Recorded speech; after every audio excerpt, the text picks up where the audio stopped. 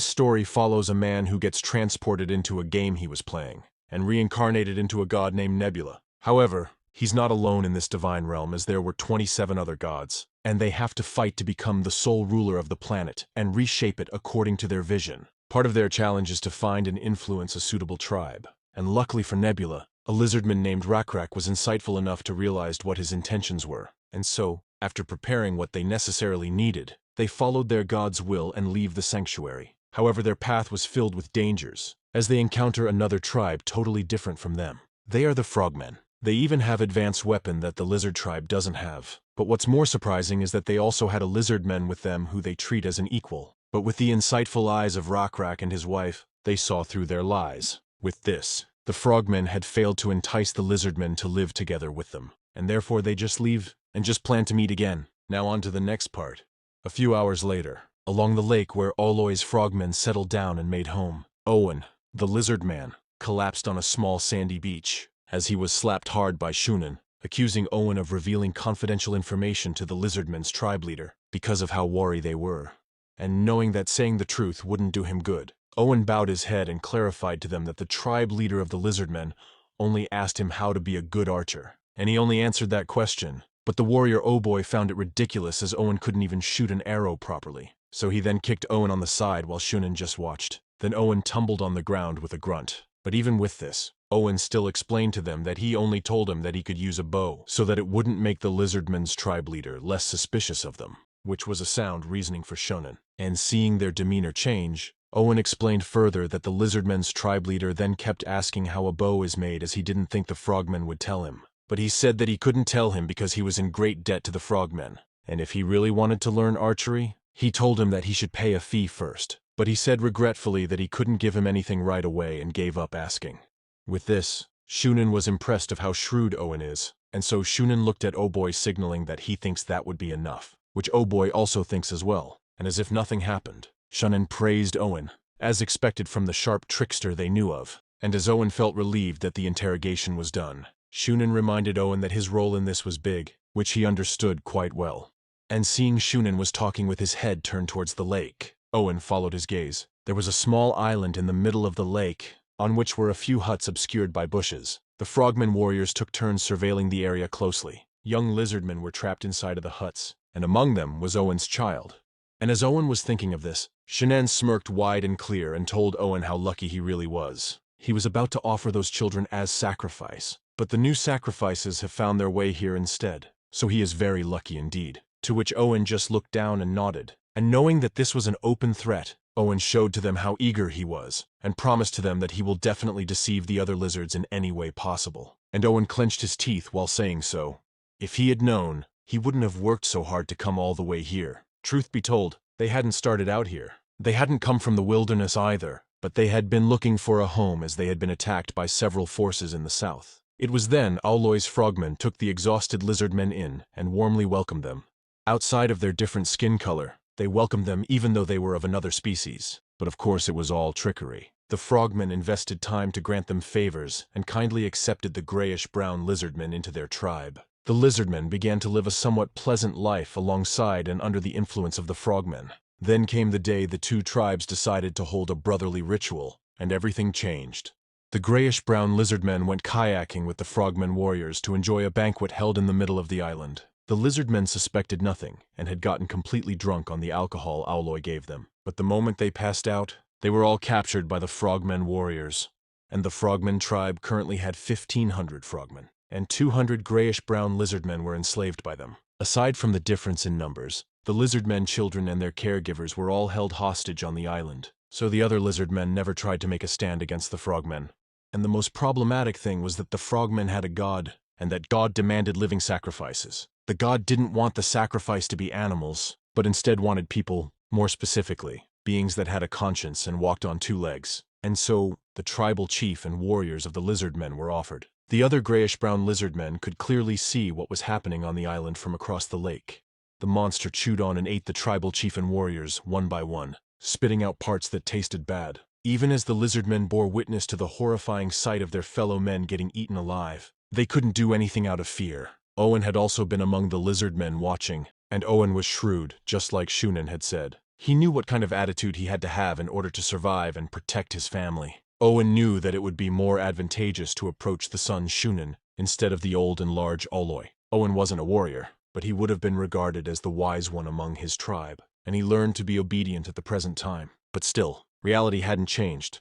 The two-headed fiend liked soft flesh. If old lizard men were sacrificed, it would only kill them, and then it would demand the next sacrifice to be offered right away. Sometimes it would even secretly go after and swallow frogmen, saying that the lizardmen's flesh was too thick. And on those days, the frogmen would hit the lizardmen and hurriedly sacrifice the children. So the reality is, the two-headed fiend rules over the frogmen, and the frogmen rule over them. This won't change. And in Owen's opinion, things couldn't be changed if they weren't meant to be changed. The number of grayish-brown lizardmen had been rapidly decreasing ever since they were subjugated by the frogmen. They were either sacrificed or beaten to death, and if some managed to run away, the same number of lizardmen would then be sacrificed. It was inevitable that Owen's child would be claimed someday. But the opportunity has come. It was worth enduring everything until now. Even though the size of the new lizardman tribe was still unknown, their population didn't seem small, though he doesn't think they have enough to fight against the frogmen. According to the frogmen warriors, there were about 600 lizardmen. Owen had considered inciting a fight between the frogmen and the lizardmen, but he thought the 600 lizardmen would just be outnumbered, and it would be impossible for them to defeat the two-headed fiend. The black-scaled lizardmen wouldn't stand a chance should a battle break out. They were a barbaric tribe from a distant land and didn't even know what a bow and arrow was. In addition to that, the frogmen had a secret weapon. Even if their grayish-brown scaled lizardman tribal chief and warriors had fought the frogmen, they wouldn't have stood a chance. Everything is already set in stone. So the only possibility that Owen could really hold on to was to let the black-scaled lizard to be sacrificed first, as they can live a lot longer time if that happens. He doesn't care about others, or even his own survivability. All he wanted was that his son lives a little longer. And a few days had passed on the side of RECAPS tribe. It had been several days since their first encounter with the frogmen. Since then, RECAPS clan and the frogmen had met 3 more times, and RECAPS clan was able to exchange quite a few items that they liked. And when the 4th meeting arrived, RECAPS clan had offered the frogmen a buffalo, which made Shunin happy to see a magnificent beast. And it's alive at that. And seeing Shunin's reaction, RECAPS again stated to him that this should be enough for the bow. But Shunin was hesitant about this. He knew they couldn't afford to give their weapons to the other tribe with just a few buffalo. But even before Shunin could respond, just like what Shunin had done, Owen stepped up to break the tension off and suggested that before they could trade weapons, why don't they first get to know each other first? Plus, they do not know anything about the black-scale tribe yet, so they would like to visit their village. Then they might be able to gift them a bow. And the bow was in fact a secondary issue to RECAPS. While it would definitely become a useful tool if they learned how to use it, the large frogman tribe was the main problem. Even though the two tribes had gotten quite close, the frogmen had never shown them their village. Their reason was that RECAPS clan hadn't welcomed the frogmen into their village either. However, in RECAPS' opinion, he thought that because the frogmen tribe was larger, they should be the ones to show their village first. With this in mind, he refused the offer that Shunin had gave. But the trade today wasn't for nothing, because as they were exchanging items, the lizardmen that were smart and had good vision would sneak a look at the bows and pretend to borrow and use it to take a closer look. But this approach had its limits. And so even with this, the arrow that they shot with their replica of a bow just flies about half as far as they shoot. It was not even close. This was the limit for imitated objects. Even though they tried to imitate it perfectly, they can't seem to figure out what exact material was used to make the bowstring. It seemed like the tendons of a creature were torn and weaved back together when they saw it last time. And they only used 1 buffalo for practice. It'll be better if they kill and use a few more buffaloes. But the problem was that they can't. They used too many for the exchanges. So it seemed like there's nothing more they can do. This is the limit for now. And if they happen to use the tendons of a cockatrice, it would be too difficult for them to also get a hold of some. And the 5th meeting was underway. But they weren't thinking of bringing with them any buffaloes this time, but a piece of the large monster's shell. They realized that this piece of shell could only be damaged by RECAPS when God assumed control over his body. Not even iron or other tools could leave a single scratch. This mysterious shell was valuable on its own. But apart from that, it could be used to boast that they had killed such a monster. They might not believe it, but they'll likely become cautious at the least. And this was necessary since all of those frogmen acted the same as Owen. So there's no mistake that they're trying to play a dirty trick. The problem is they don't know how they're going to play it. But even though exchanges with the frogmen were underway, RECAPS always made sure to stay alert. It wasn't easy for the frogmen to scout around RECAPS clan. and he knows too well that they must make some progress today. So he asked Jaeol if she checked if their people have collected a lot of the medicine that apparently treats itchiness well, to which she confirmed. And it was apparently easy, as the herbalist knew of a place where the medicinal herb abundantly grew.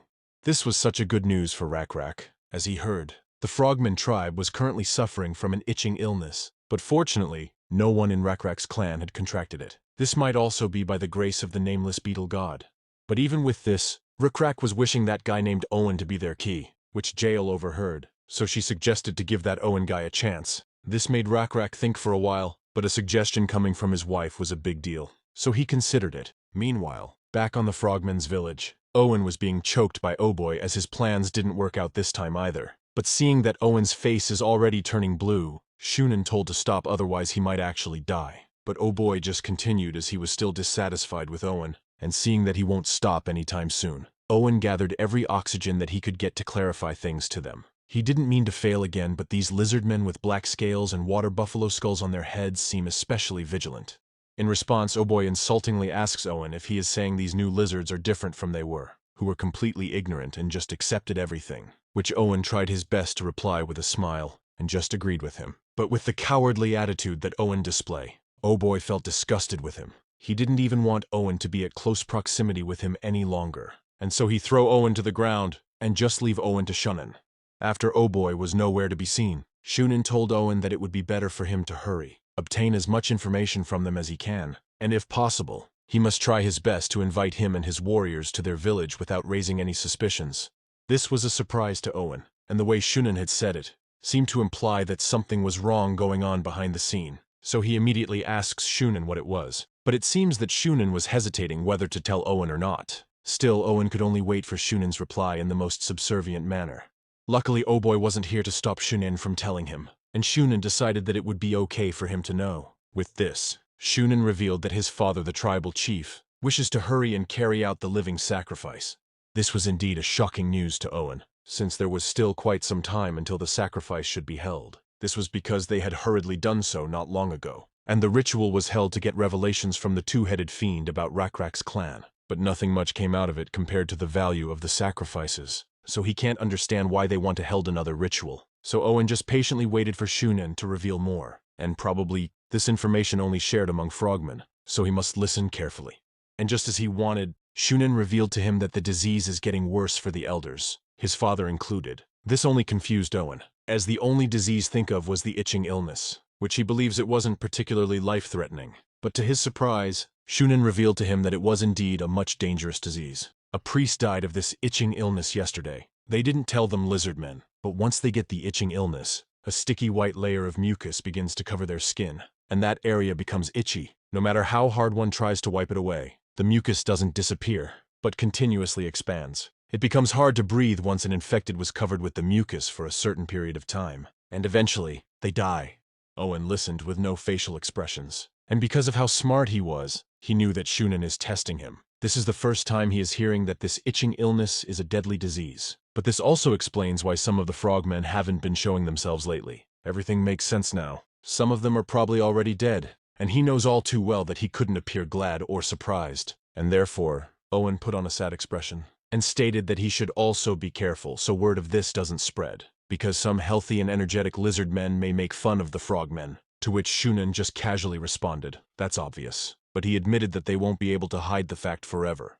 And seeing that this was Shunan's main concern, Owen quickly thought of something, and so he stated that even if word spreads, there is a way to keep the lizardmen in check. They can tell them that it could also spread to lizardmen, which Shunan thought was a good idea, but the problem was it wouldn't really spread to them. To his surprise, Owen already has a solution for that. He revealed that there are grasses that create white foam if one mash them, and also grasses that make one itch. And he is the one making the most contact with the frogmen. So all he has to do is pretend that he got it from them. This was such a sound plan. Even Shunan couldn't help himself but get excited. And as Shunan was about to compliment Owen, he somehow couldn't think of an appropriate word to use and ended up mumbling. Then he thought of a good word to refer to Owen as a charlatan, which wasn't even a great compliment to say the least. But what could he do? And so he just laughs it off. But as Owen thought he had overcome a hurdle, Shunan went closer to him and whispered that his father's itching illness is becoming worse. He is a strong man, so he is holding against the disease longer than anyone else, but he is slowly losing energy. He wishes to be treated by offering a sacrifice to the two-headed fiend, different from last time. They need a large-scale living sacrifice. They will need quite a lot this time. He is not quite sure how much, but they might sacrifice as much as possible until it works. And his father was a bit sad that there were quite a bit of children in the huts in the middle of the island, and that they weren't being used as sacrifices. And it seemed that Shunin didn't think too much about the lives of the lizard men that were going to be abandoned anyway. However, Owen got shivers down his spine. He can't get the fact that these frogmen was planning to sacrifice them until it works. So he cursed at that damn two-headed fiend, as it was incompetent at doing anything. It's just a giant man-eating, commotion-making and threatening monster, just like how they are slaves to this freaking frogs. They are slaves to that monster. If it could cure the disease, it wouldn't have let them get it in the first place. However, Owen did not express these thoughts, and just stayed silent. But surprisingly, as his blood boils inside, Shunin promised that if he just lured out the black-scale lizardmen, he will unconditionally exclude his children from being sacrificed. And just with these few words, Owen's rage instantly dissipate. He even thanked Shunin for this, and promised that he will do his best. However, before Shunin could leave, Owen requested to at least reconsider trading a few bows for the negotiations. This irritated Shunin, but before he could respond, Owen explained that he saw the lizardmen's tribe leader get anxious like a child every time they showed him the bows, so he think it is the right time for them to give them what they want in order to get what they need. With this, Shunin was convinced, and now he believed that one bow isn't too great of a sacrifice if that means they can enslave them all, and the bow would eventually return to their possession anyway. And Owen thought he had put a lot of work into the last 4 meetings. There was no mistake that the young lizardman called RECAPS was a pretty strong warrior. However, he is not sure if he is a wise tribal chief. Just because one is a good fighter doesn't mean one would be a good chief. And he knows this because he experienced it himself. Being obsessed over a good and new weapon was a virtue for a warrior, but not for a chief. And RECAPS won't be able to handle the frogmen, let alone the two-headed fiend. And just like what Shunin just said, it wouldn't matter that they gave them a few more bows, because if they succeed in enticing him, the weapons they have would return safely to them. With this, they were confident that the next meeting would be the last. The next day, the 5th meeting had started, and the lizardmen warriors and frogmen warriors were getting familiar with each other's faces. So the 5th meeting wasn't going too bad. Those who brought new goods to barter began to talk to each other and bargain. However, Owen the trickster knew there was not much information to get out of those lizardmen. He doesn't know how RECAPS the chief is keeping them quiet, but they don't say anything other than talking about trading goods. This guy named RECAPS is totally different. Even the exchange with RECAPS was much better than Owen had expected, so Owen wondered how RECAPS had been holding it in until now. But the tribal chief now pleaded for at least 1 bow in exchange for the abundant medicinal herbs they had collected. But Shunin didn't approve of it so easily. Even if he had approved to trade some bows yesterday, he was trying to get more out of RECAPS. And so he explained that he couldn't do just that for the time being, as they need a certain level of faith before trading weapons. But RECAPS already anticipated this, and so instead of just letting these frogmen walk all over them, he used this opportunity to get what he wanted.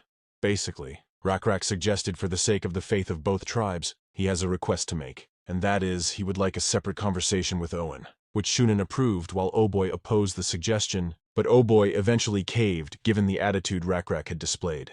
And just as RECAPS and Owen finally got to be alone, RECAPS asks Owen what he wanted, but Owen didn't recognize the change in RECAPS' attitude right away. All Owen thought was that the time had come to say what he had prepared, so he stated that he wanted trust. And just as RECAPS began to wonder what he meant, Owen began to lie. He stated that before them, grayish-brown scaled lizardmen combined tribes with the frogmen. They held a brotherly ritual. Before that ritual was performed, they hung out and shared good things with each other, and also spent time getting to know each other. So he would like it if he tells them more about their tribe, and he too will provide him with as much information about the frogmen as possible. And RECAPS seemed to ponder for a moment on what to say, but he then noticed something on top of Owen's head and quietly laughed. Owen turned around to see what was going on, and saw a blue butterfly flapping its wings behind him, which made him wonder why there was a butterfly in this time of year. It isn't too warm yet, and there haven't been this kind of butterflies around here in the first place, so that's a bit strange. But after seeing the blue butterfly, RECAPS knew exactly what to do, and so he puts all his trust on his god's decision and confidently tell Owen everything about him and his tribe.